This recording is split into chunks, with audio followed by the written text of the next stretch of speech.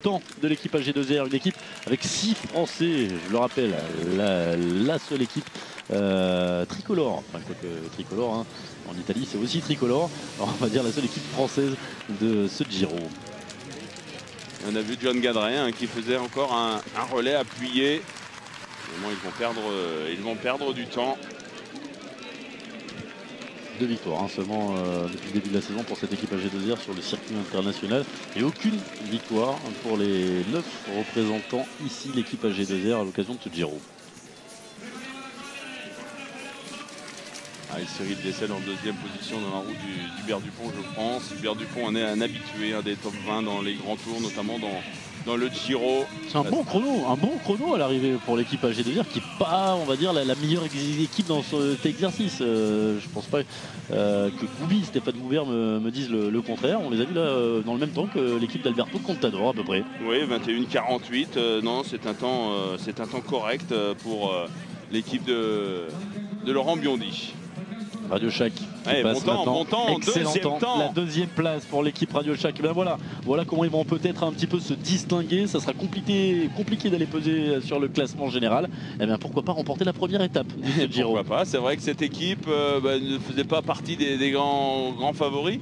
On a souvent vu dans les différentes arts que là, du côté de chez Movistar, c'était mal parti. J'ai pas tout vu, je regardais un petit peu il y a eu un passage ailleurs. de relais complètement raté. Il y en a un qui en a rajouté et ça a complètement désorganisé. On est en train de se remettre en formation, si on peut dire.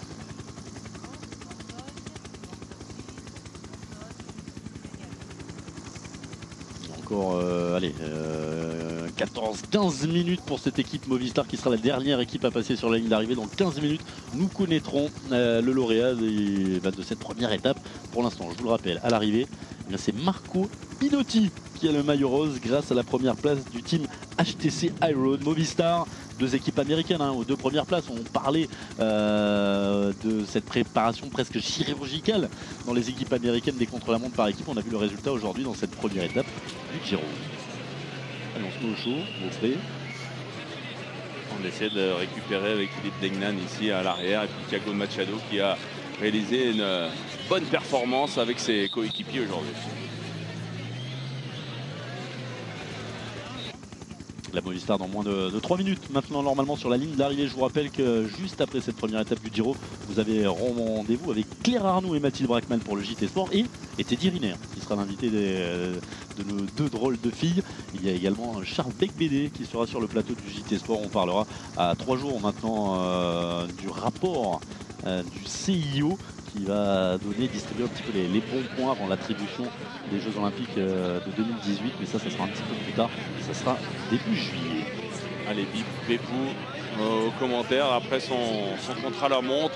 Bepou qui vit en France d'ailleurs, qui a fait les bons jours de la Pomme Marseille il y a quelques années. On en a formé du monde du côté de la Pomme Marseille. Di Gregorio qui revient un petit peu sur les premiers mois de cette saison. Rémi Di Gregorio. On aurait aimé le voir d'ailleurs sur les routes. C'est quand même un parcours pour grimpeur du côté de Chastana, mais on le garde peut-être pour le tour. On sait que Di Gregorio a prouvé en début de saison qu'il avait sa place au sein de l'équipe Astana en gagnant une belle étape sur les routes de Paris-Nice. Regardez, allez. Je vais me faire un copain avec Stefano Berigno, l'endroit le plus joli, l'un des endroits les plus jolis de cette cité de Turin. On n'a pas parlé de l'automobile parce que ici, voilà, vous savez, la Fiat, ça vient d'ici, tout est. Vous savez ce que veut dire Fiat ou pas? Non. Ça veut dire fabrique internationale d'automobile de Turin. Voilà. Et on apprend des trucs avec vous. C'est QFD. Enfin, je voulais pas faire en italien parce que Stefano le parle beaucoup mieux que moi. Oui, c'est une capitale industrielle comme tout ce nord de l'Italie. Plus riche que le sud, il y a cette séparation aussi, le sud, on ira doucement, puisque je vous le rappelle, samedi prochain, il fera chaud du côté de l'Etna. L'équipe HTC a remporté cette première étape. Non, ce n'est pas Mark Cavendish, comme on pourrait le penser, qui sera le premier maillot rose, puisqu'on a décidé d'offrir pour l'ensemble de sa carrière et d'offrir aussi à l'Italie un leader en rose du Giro italien. Ce sera Marco Pinotti qui partira demain en direction du Jambon de Parme pour la 2e étape. On ira à Parme demain.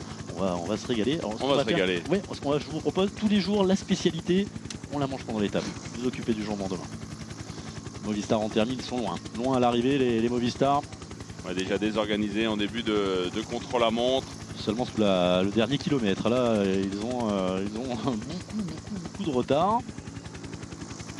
Est-ce qu'on peut avoir intérêt aussi à perdre du temps comme ça dans une étape chronométrée par équipe pour avoir les coudées un petit peu plus franches lorsqu'on va arriver sur les premières étapes réservées aux baroudeurs? Non, tout le monde vraiment se livre à fond sur ce contre-la-montre. Certaines équipes évidemment au départ savent qu'elles auront du mal à aller chercher un podium ou une place parmi les 5 premiers.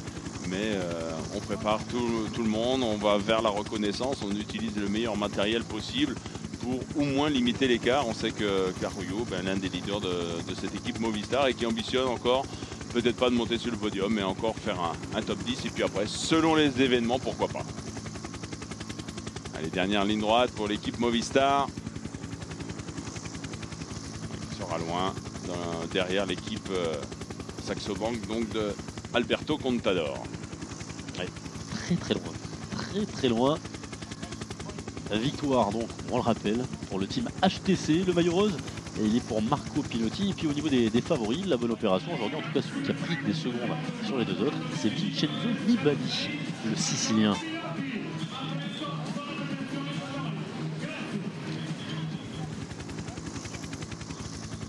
Le verdict est rendu dans cette première étape du Tour d'Italie. L'équipe HTC s'impose devant l'équipe Radio Shack. Excellente prestation d'Elic Wiggaz, de Vincenzo Nibali dans le même temps que les Belges d'Omega Pharma Lotto. Et puis derrière le team Garmin de David Millar. Peut-être une des déceptions de cette épreuve chronométrée par équipe. Ouais, comme quoi je suis très mauvais pronostiqueur. Je pensais que Garmin était imbattable. Pour moi, la révélation dans ce contre-la-montre par équipe, c'est l'équipe Omega Pharma Lotto.